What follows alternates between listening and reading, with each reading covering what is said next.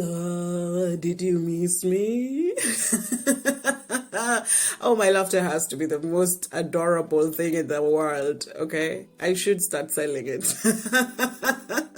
Anywho, let's get to the real business as to why I am here. I am starting a podcast again. It's not like this is the first time. Now, the problem with being a creative is that you are your own worst critic. So every time I've tried and put something up, I look at it 2 days later and I don't like it and I delete it. So in that way, I don't even have evidence of my work on the internet because I'm just very self-conscious about what I have put out there. So in all honesty, I am hoping this is one of those things I won't delete and it will follow up with more episodes and it will grow into something that I will be proud of. Please put me in your prayers. When you're manifesting, manifest on my behalf. Otherwise, welcome to In All Honesty. My fabulous name is Olive Orawo. In all honesty, in all honesty, in all honesty. Now we are getting into the intricacies of why I am here. And I chose a topic that is very sensitive to just start a podcast with, but I'm going to run with it because this is one of the things that a lot of people don't believe I have, and that is insecurities. Because sometimes I tell people I'm anxious, I have stage fright, and people just tell me, no, not you. You don't look like it. You don't sound like it. The way you address people or the content you put out on social media does not look like you even suffer from any sort of insecurity ever. Well, here we go. And I am just laying myself bare, really, and being vulnerable in this podcast. It's a first time for me to do this, and hey, my goodness, I feel cold feet, but I am here, and so I will work at it. So let's just dive into it. Insecurities. My first ever insecurity was the feeling of ugliness, like just not being pretty. And this I have felt for my entire life, guys. And the positive self-esteem started to come in 2018, believe it or not. Yes, if you've known me anytime before 2018, I honestly believed and in my head was sure that I am ugly and nothing can change that. Now, I remember growing up, where this might have come from is because a lot of people were very quick to point out, your eyes are big, your nose is big, you're so dark.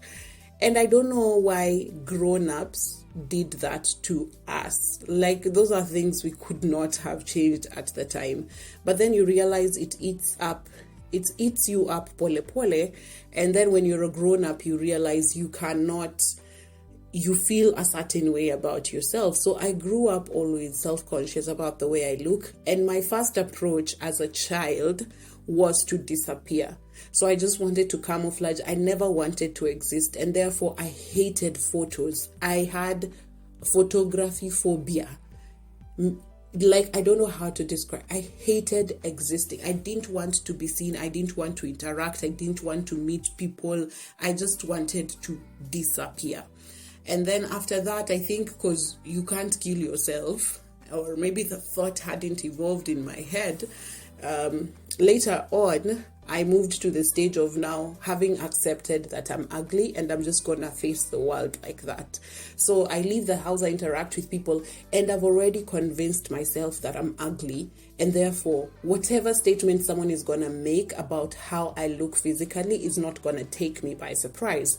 But you realize that these things that you try to deal with negatively eat you up, even if you do not realize, because this then led to me starting to project it out without subconsciously.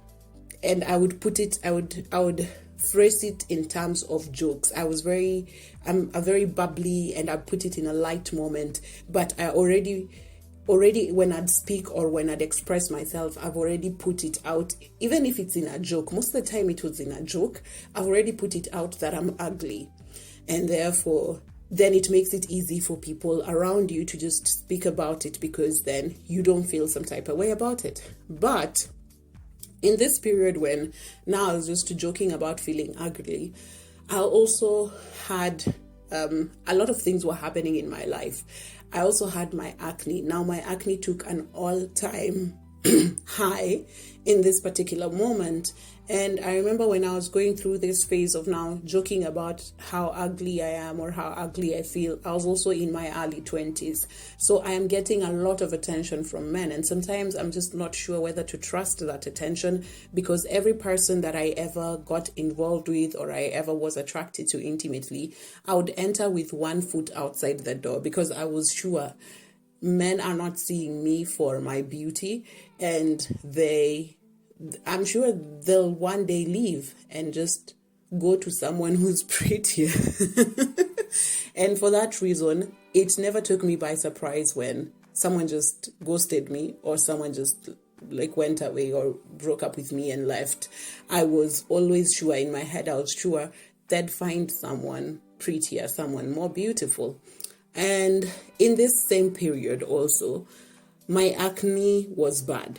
And my mom introduced me to a friend of hers, who then gave me a range of products that I was supposed to use for a morning and an evening routine on my face.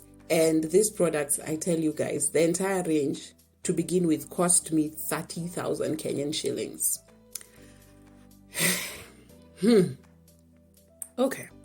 And then these products, if one product ends, like let's say the toner ends, you want to refill it.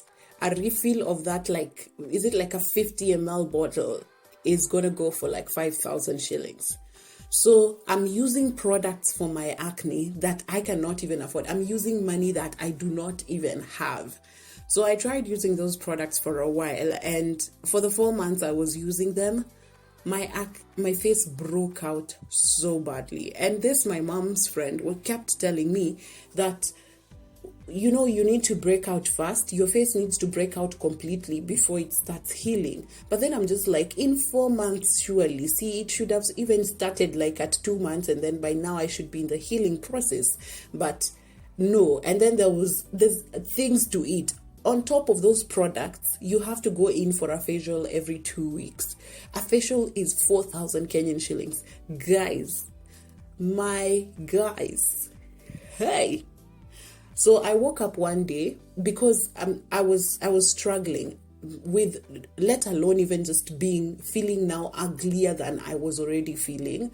My face was sore. The acne that is breaking out was painful. So I'm reddish and I can't touch my face. I can't wash my face.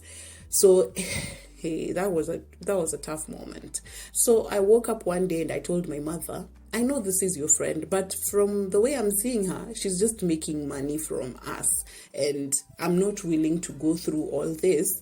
If I have to look ugly, I can just look ugly. I really can't still be looking ugly and still spending 5,000 Kenyan shillings every other week. And so I just stopped. I remember that day I woke up, I showered, went to work without applying anything on my face. And that's how I began my Arimis journey. I wake up, shower, pack Arimis, and go wherever I'm going. I swear, in 1 month, my face had cleared and it was the smoothest it has ever been in my entire life.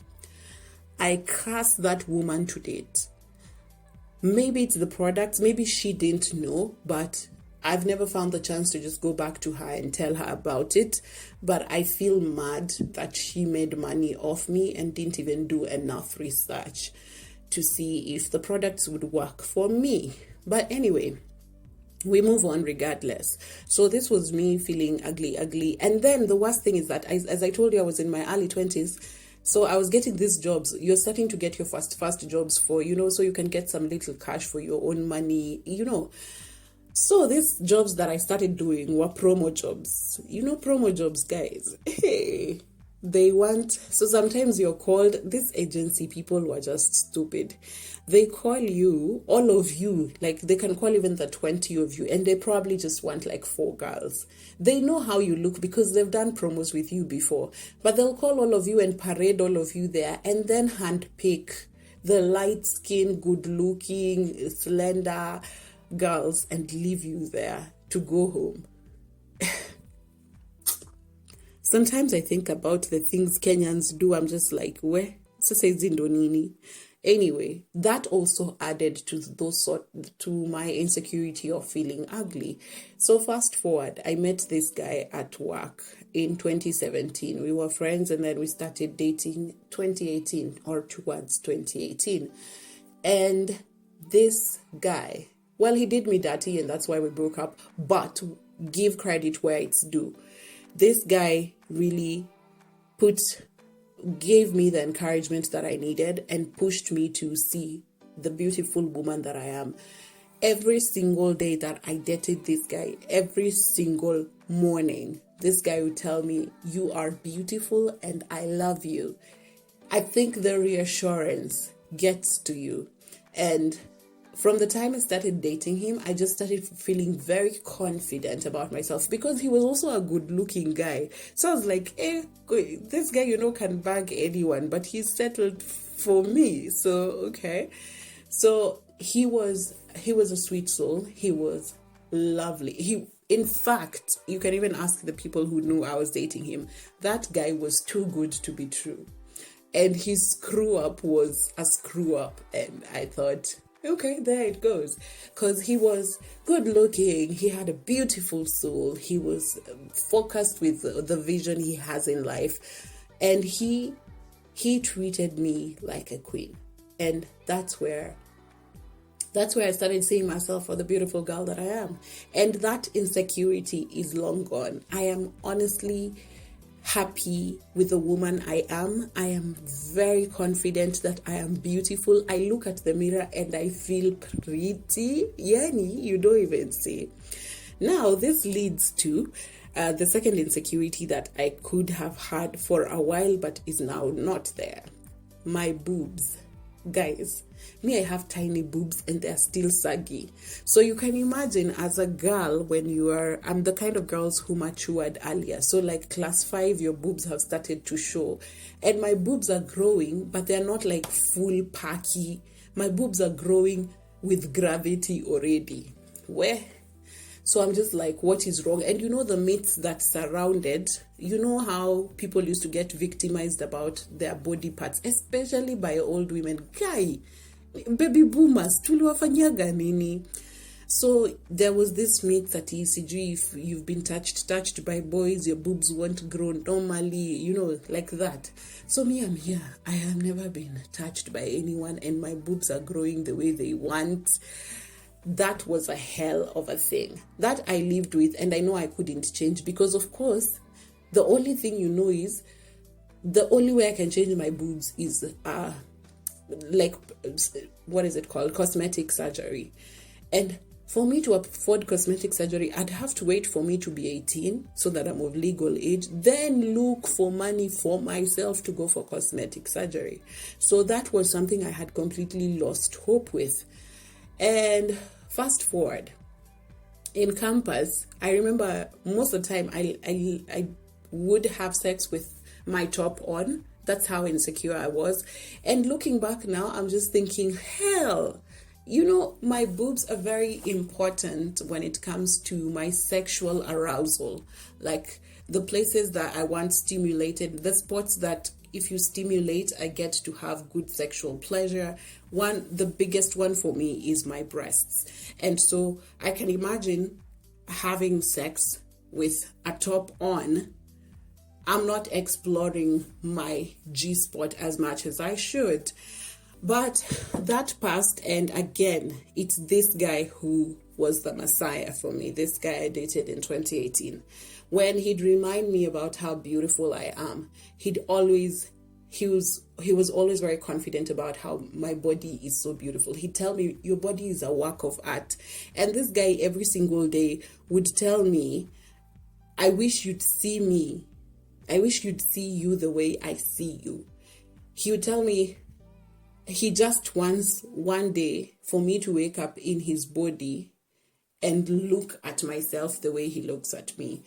And it took a while, but by the time we were going our separate ways, this guy had done a good number on me. Like I wasn't the woman I was when I entered that relationship, and I am honestly always be grateful to him, because when I started dating him is when I went full braless. I used to not wear a bra, but I would like cover. I would try and wear a spag top inside, or try and get boob tops, or try wear two tops. When I started dating this guy, I just went like full braless. Like I'm a walk in these streets with my nipples and all out. Nyinyi mtaamua vile mtafanya. And I am honestly grateful. I am grateful. And those are the two insecurities that I've always had and carried for a long while in my past. The last one that I am still struggling with is, I don't know what to call it. It could be imposter syndrome, or I don't know what sort of insecurity it is, where I tend to feel like I am not smart enough. I'm not knowledgeable enough. I feel like sometimes it's even as worse as feeling like I don't deserve the opportunities I've been given. Sometimes a job has come your way and you're the one who's gotten it, and a little frustration comes your way and you feel like, oh my goodness, or did I cheat my way through this job? When in real sense, you just worked and are actually experienced and skilled for that job. So that is something that I am struggling with even currently, and now I'm struggling with it on a different level. Like at my place of work where I am employed, I'm now a mid-manager. So that means there are people who are reporting to me and are learning from me. So most of the time I'm questioning, are they learning enough? Am I a good enough boss? Am I too soft? Am I too harsh? Am I boss enough? All those things are things that go through my head. Sometimes I'm not sure if I deserve to be their boss, because they are awesome people. And this second guessing of my skill, my knowledge, my ability, it's not easy. I have found a way of masking it, and I'm really grateful for my employer, because he's gotten us a career coach who really helps. He's like therapy for career. So he really helps with that. And I mean, I'm on my way towards that journey. And I hope I get to where I am with my physical confidence. I'm very confident about how I look right now. I hope if my personality or my skill can also get to that place, I'd be really happy. Yeah. So those are basically insecurities I am dealing with, have dealt with. I don't know if they're relatable to you. I don't know if you want to talk to me about it. But you can always hit me up and we'll talk. We'll catch up. Man, this felt so good talking to myself. And if you've been listening in, I am so grateful that you are. I hope talking to myself helps give insight on whatever it is you are going through, and also that you just enjoy listening to me, because I've been told I have a beautiful voice. Maybe you can just sit there and listen. But in all honesty, I am grateful to have started this, and I hope to see you on the next episode. I love you. Until next time. Peace.